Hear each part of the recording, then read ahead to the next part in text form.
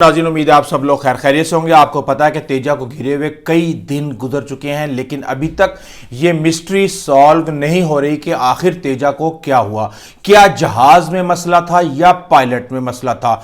जो भी root pilot को दिया गया था, क्या उसने उससे डाइवर्ट किया? क्या उसके जो भी प्लान था मैनूवरिंग का, क्या उसमें यह लिखा हुआ था कि उसने 500 फुट की बुलंदी से यह मैनूवर करना है और उसकी नोज डाउन होगी? इस हवाले से बहुत ही एक्सक्लूसिव इंफॉर्मेशन मैं आपको देने जा रहा हूं, जिससे आपको यह अंदाजा हो जाएगा कि इसके प्लान में क्या कुछ मौजूद था और कहां पे कौन से लम्हे पर गलती हुई। गलती जहाज की थी या फिर पायलट की? इस सब को जानने के लिए मैं आपको कुछ माजी की स्टडीज और इंक्वायरी रिपोर्ट भी बताऊंगा, जिसमें बिल्कुल इसी हाइट के ऊपर कई पायलट जो हैं वो इस अजाब का शिकार हुए। और इसके साथ ही मैं आपको बताऊंगा कि what is G stress, minus हो या नेगेटिव हो या पॉजिटिव हो। और उसके अंदर आपको याद होगा कि टॉम क्रूज की एक मूवी है टॉप मैवरिक, उसमें वो बताता है कि किस तरह से उन्होंने एक मुल्क के, जो कि मुबैना तौर पे ईरान या रूस हो सकता है, उसके एटमी असासों को तबाह करना है। और वो एक पहाड़ी की खाई के अंदर मौजूद हैं और उस खाई के लिए उन्हें वही पॉजिटिव जी और नेगेटिव जी करना है। और उस पायलट के साथ उस वक्त क्या होता है, ये तमाम चीजें जब मैं आपके सामने एक तरतीब के साथ रखूंगा तो यकीनी तौर पे आप किसी ना किसी नतीजे पर पहुंच जाएंगे। सबसे पहले जब हम ये फुटेज देखते हैं, और इस फुटेज को जरा शॉर्ट करके मैं आपको 5 इसके शॉट्स दिखाता हूं। सबसे पहले तेजा रनवे के ऊपर तकरीबन 20, 25, 30 फुट ऊंचा रनवे से टेक ऑफ कर चुका है और अगले 16 सेकंड तक वो रनवे पे अपनी हाइट गेन करने की कोशिश करता है। और जैसे ही 16 मिनट के बाद वो अप टर्न फौरन स्ट्रेट हो जाता है और उसके बाद फिर वो ऊपर राउंड मैनूवर करता हुआ जाता है और एक साइड पे पूरा घूमता है। लेफ्ट विंग जो है उसके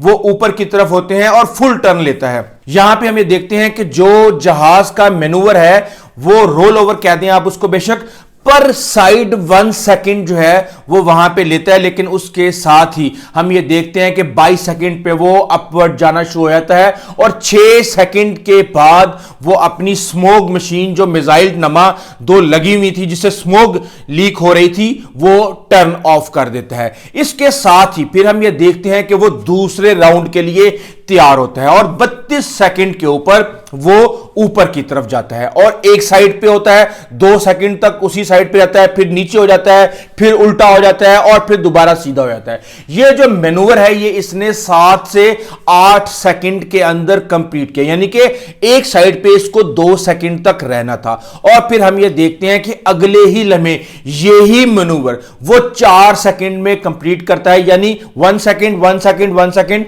और फिर सीधा हो जाता है। और इसके साथ ही हम ये देखते हैं कि वो दोबारा सीधा होता है और उसके बाद वो ऊपर की तरफ जाता है और ऊपर से नीचे आता है। यहां पे ये नेगेटिव जी करता है और नेगेटिव जी जब ये कर रहा होता है, यहां से आके वो अपने रुख बिल्कुल सीधा कर लेता है। और उसके बाद हम ये देखते हैं कि ये सारे का सारा जो मामला है ये 1 मिनट और 4 सेकंड के ऊपर चल रहा होता है। इसके साथ ही फिर दोबारा 1:08 पे जो फुटेज के मुताबिक है वो अपना लेफ्ट विंग को डाउन करता है और उसके बाद वो पूरा टर्न लेता है और फिर राइट साइड पे वो रोल ओवर करता है और उसकी नोज जो है वो 1 मिनट और 14 सेकंड के ऊपर डाउन होती है। यहां पे हम ये देखते हैं कि वो सीधा राउंड अबाउट करता है और जो भी उसने राउंड्स वगैरह करने होते हैं वो करके वापस आता है। और जब वो वापस आता है तो वो नेगेटिव जी की सूरत में आता है। नेगेटिव जी क्या है? देखें, बहुत से, मैं कोई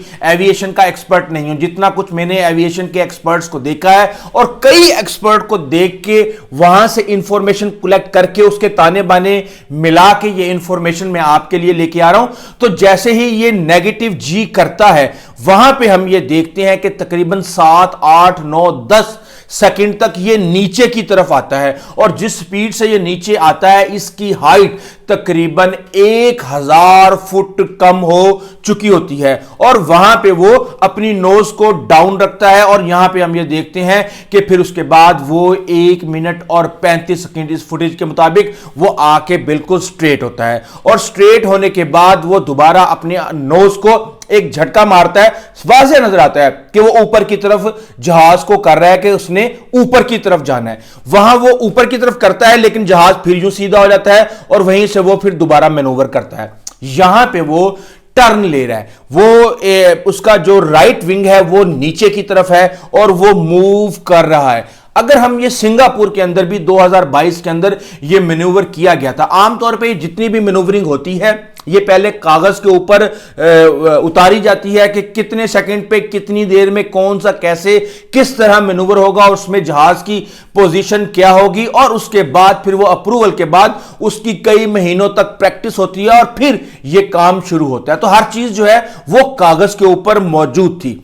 यहां पे हम ये देखते हैं कि वो जहाज जो टर्न लेते लेते एकदम से डाउन हो जाता है, और उसके पास इतना टाइम नहीं होता। 4 सेकंड, आमतौर पे जमीन तक पहुंचने में उसको 3 सेकंड, और जमीन पे इंपैक्ट के अंदर उसको 1 सेकंड लगा।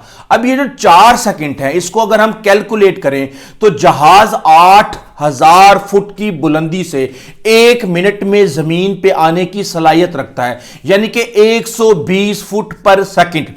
यहां 4 सेकंड का जो डाउनफॉल हुआ है, इसने 500 फुट की जो हाइट थी उसको बिल्कुल जीरो हाइट में तब्दील कर दिया। अब यहां पे कई सवाल आ रहे हैं।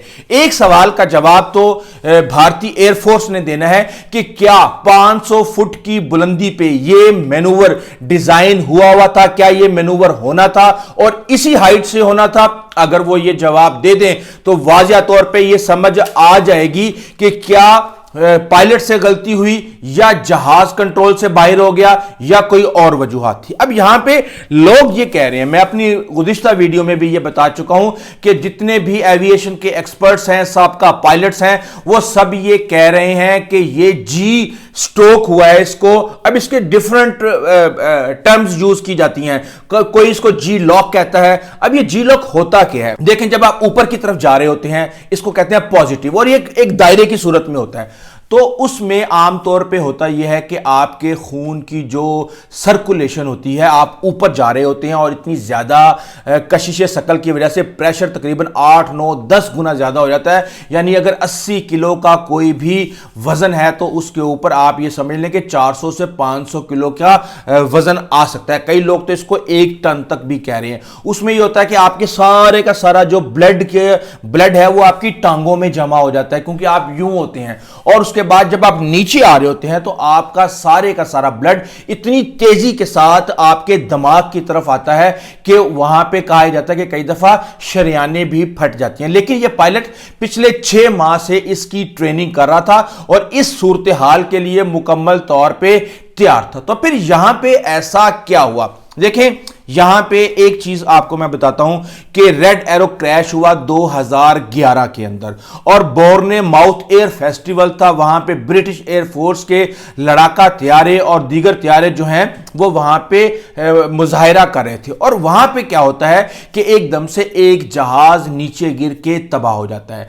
वहां पे पायलट से वो 6 जहाज थे, और उसके अंदर कहा जाता है कि एक पायलट उसको देख रहा था कि वो अपनी हाइट को डाउन कर रहा है, और वो बार बार पूछ रहा था कि 4 number you are losing height, you are losing height. और इतने ही लम्हे के अंदर वो जहाज नीचे गिर के तबाह हो जाता है। जब उसकी इंक्वायरी होती है तो पता यह चलता है कि वो नेगेटिव जी करने के बाद फौरी तौर पे जिस तरीके से वो मैनूवर करता है तो वो जी लॉक और ए लॉक का शिकार हो गया था, अनकॉन्शियस हो गया था, और वो इतनी ही देर के अंदर वो नीचे जमीन से टकरा गया। अब आपने कहना है कि ये कैसे हो गया, और अगर ये इस तरह होता है तो ये वापस कैसे आता है? तो मैं आपको बताता हूं कि टॉम क्रूज की मूवी है टॉप मैवरिक 2022।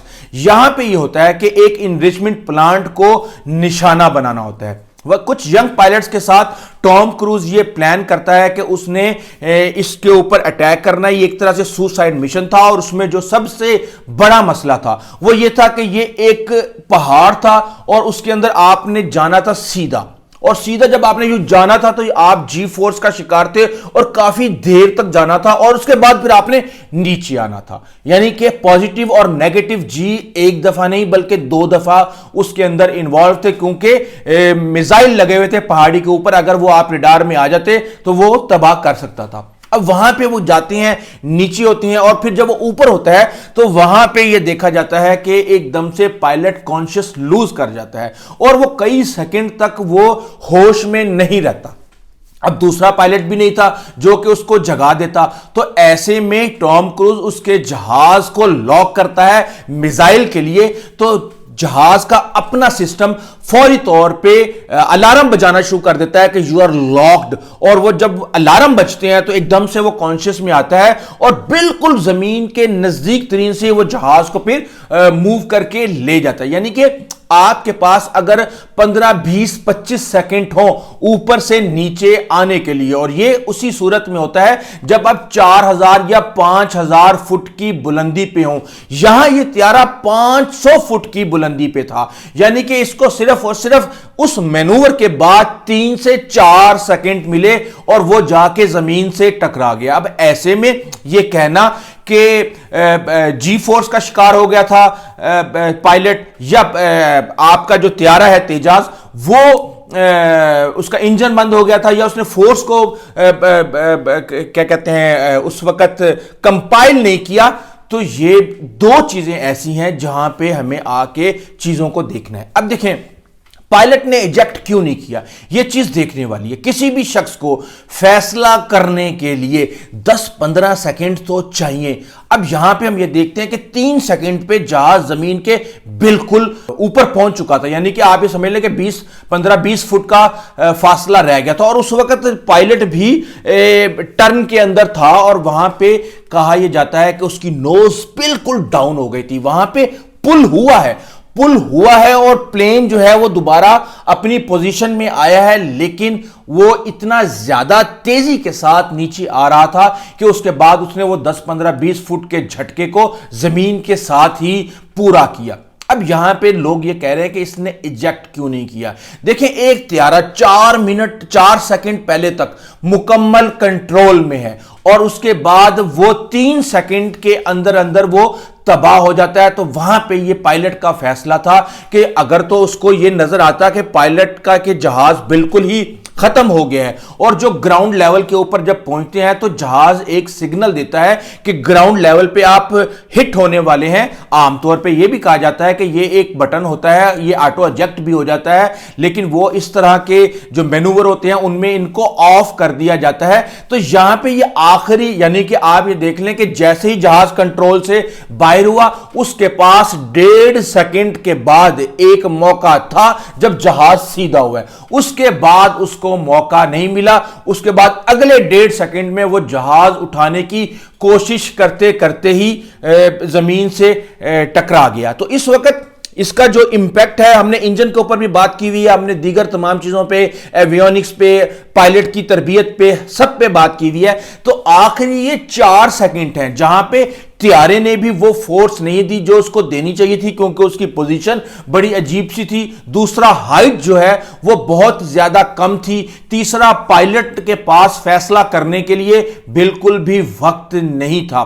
जबकि हमने ये देखा है कि जब 10, 15, 20 फुट भी ऊंचा है त्यारा तो उसमें से शोला नजर आ रहा है इंजन का। इसका मतलब यह है कि इंजन उस वक्त काम कर रहा था, लेकिन हालात उसके बस में नहीं थे। और अब बड़ी बड़ी बातें की जा रही हैं, इंडिया से बड़ी बातें की जा रही हैं कि पाकिस्तानियों में इंसानियत नहीं है। हमें बड़ी इंसानियत है, हमें बड़ा अफसोस है उस पायलट के मारे जाने का, उसकी बच्ची को देख के, उसके घर वालों को रोता देख के, बिल्कुल है। लेकिन जब राजनाथ जैसे दरिंदे आपके मुल्क में मौजूद होंगे जो नफरत का व्यापार करेंगे और नफरत की बुनियाद पे इलेक्शंस को जीतेंगे और हमसाया मुल्क के साथ दुश्मनी और जंगो जदल के माहौल को अपनी परफॉर्मेंस के साथ कवर करने की कोशिश करेंगे, तो जाहिर सी बात है यह कौम भी मुहब्बुल वतन पाकिस्तानियों की कौम है, फिर यहां पे भी कुछ ना कुछ गलत हो जाता है। लेकिन त्यारा तबाह होने का सबको खुशी है, लेकिन पायलट के जान भाग होने की किसी को भी खुशी नहीं है और हर एक को इसके ऊपर बहुत ज्यादा अफसोस है। क्यों?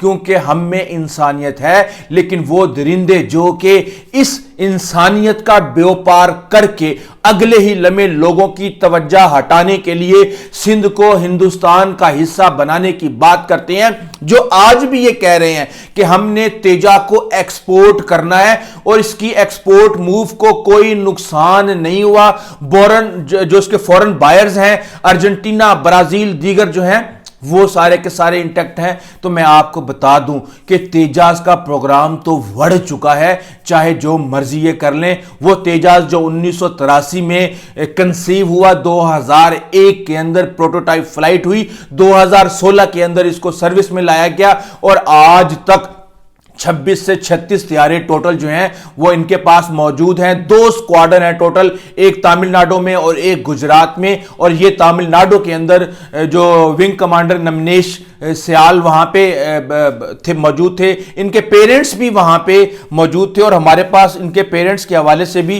काफी इंफॉर्मेशन आई है। और वो इंफॉर्मेशन ये है कि जनाब इनकी बीवी भी विंग कमांडर हैं, अफशा उनका नाम है, शायद मुसलमान है। इस बारे में मैंने अभी कंफर्म नहीं किया, अगली वीडियो में कोशिश करूंगा कि आपको कंफर्म कर दें। कलकत्ता ये कोर्स करने के लिए गई हुई थी, 16 साल पहले शादी हुई थी, 7 साल की इनकी बेटी है और इनके मां बाप भी तमिलनाडु में मौजूद सुलौर एयर बेस के ऊपर मौजूद थे, क्योंकि उस बच्ची की हिफाजत के लिए और उसकी देखभाल के लिए वहां पे उनके अलावा कोई भी मौजूद नहीं था। 4 बजे अपनी मां को कहा था नमनेश सियाल ने कि आप यूट्यूब या टीवी के ऊपर जाके ये कारकर्दगी एरोबेटिक डिस्प्ले देख सकती हैं, लेकिन उसके बाद उनको मौका ना मिला। जो नमनेश सियाल के वालिद हैं जगन्नाथ सियाल, बेसिकली ये भी इंडियन मेडिकल कोर के अंदर रिटायर हुए, फिर एजुकेशन डिपार्टमेंट में नौकरी कर ली और बहैसियत प्रिंसिपल रिटायर हुए। कांगड़ा डिस्ट्रिक्ट हिमाचल प्रदेश से इनका ताल्लुक था। दिसंबर 2009 के अंदर ये कमीशन्ड हुए थे और उसके बाद से माना यह जाता था कि ये बहुत ही ब्रिलियंट और top of the line pilot थे। लेकिन ये वाकयात होते रहते हैं, लेकिन हमें इंसानियत का जो पल्लू है वो कभी भी अपने हाथ से नहीं छोड़ना चाहिए और उन लोगों को पहचानना चाहिए जो इंसानियत को व्यापार के लिए इस्तेमाल करते हैं। अभी तक के लिए इतना, इस हवाले से आपको अपडेट करते रहेंगे। Until the next time, Allah Hafiz.